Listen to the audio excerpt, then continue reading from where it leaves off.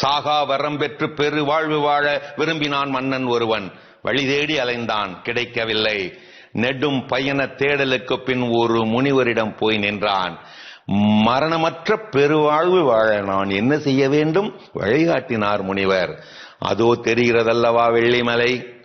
அந்த வெள்ளிமலை உச்சியிலே ஒரு நீர் தடாகம் இருக்கிறது. அந்த தீர்த்தத்தை எடுத்து சுவைத்தாலே போதும், மரணமற்ற பெருவாழ்வு வாழ்வாய். விரைந்தான். வெள்ளிப்பனி மலை மீதேறினான். மலையுச்சியை அடைந்தான். நீர் தடாக குகையை அடைந்தான். நுழைந்தான். தெள்ளிய நீர் தடாகத்தை கண்டான். ஆவலாய் அள்ளி பருக இரு கரம் கூப்பி அள்ளி எடுத்து குடிக்க போன அந்த நொடிகளில் பறந்து வந்த வங்கழட்டு பறவை ஒன்று அந்த கைகளை தட்டிவிட்டது. மீண்டும் என்றான். மீண்டும் அது தட்டிவிட்டது. முட்டாள் பறவையே, ஏன் என்னை தடுக்கிறாய்? நான் சாகா வரம் பெறுவதில் உனக்கென்ன பிரச்சனை? அப்போது அது பேசியது. முட்டாள் அரசனே, எல்லா போகங்களையும் அனுபவித்து விட்ட பறவை நான். இது இப்போது தின்ன தீனி இல்லை, எனக்கு உண்ண உணவு இல்லை.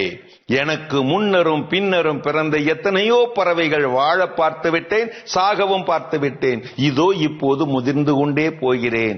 எனக்கு பிறந்த அத்தனை குஞ்சுகளும் சந்ததிகளும் என் கண் முன்னே செத்து செத்து விழுந்து கொண்டிருக்கின்றன.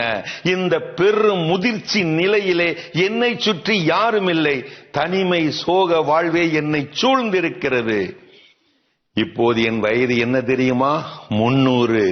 தனிமையிலே மனதளவிலே தினமும் அனுதினமும் செத்து செத்து வாழ்ந்து கொண்டிருக்கிறேன். சாக முயன்றேன், அதுதான் என்னால் முடியாதே. இதற்கெல்லாம் காரணம் என்ன தெரியுமா? இதோ இந்த சாகாவரம் தரும் தடாக தண்ணீரை ஒரே ஒரு முறை அள்ளி பருகியதுதான்.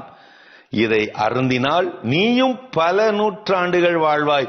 ஆனால் உன் உயிருக்கு உயிரான உன் மனைவி மக்கள் உன் கண் முன்னே செத்து போவார்கள். நீ பார்த்து கொண்டிருப்பாய். ஆனால் நீ உயிரோடு தொடர்வாய். அதையெல்லாம் தாங்கும் சக்தி உனக்கு உண்டா? நீடூழி வாழப் போகிறேன் என்று கிளம்பி நீடூழி செத்து செத்து வாழப் போகிறாயா?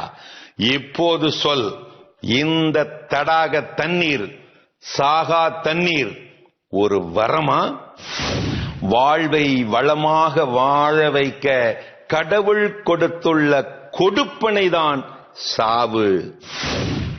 அருமையான கதைகள் 1000 பகுதி பார்த்துட்டோம். இன்னைக்கான கதை